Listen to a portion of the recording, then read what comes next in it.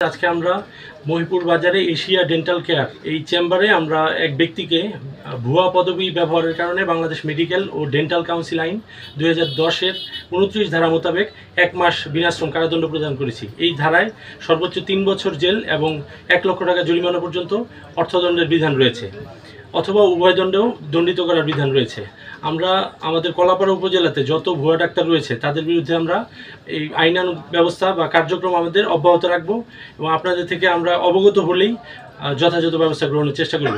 এছাড়াও আমাদের কলাপাড়া উপজেলাতে অনেকগুলো ডায়াগনস্টিক সেন্টার রয়েছে যেগুলোর কোনো ডিজিএইচএস-এর অনুমোদন নেই, এগুলোর বিরুদ্ধেও আমরা যথাযথ আইনানুগ ব্যবস্থা গ্রহণ করব। তার ভাই যে সেও এই একই চিকিৎসা দিয়ে যাচ্ছেন এবং আমার কলাপাড়া উপজেলাতে সে দাঁতের ডাক্তার সাজেন এবং আমার মহিপুরে সে চোখের ডাক্তার সাজেন এবং এই বেশ কিছুদিন আগে তিনি তার ব্যবস্থাপত্রে চিকিৎসা দিয়েছেন। এই বিষয়টা স্যার একটু ক্লিয়ার করেন।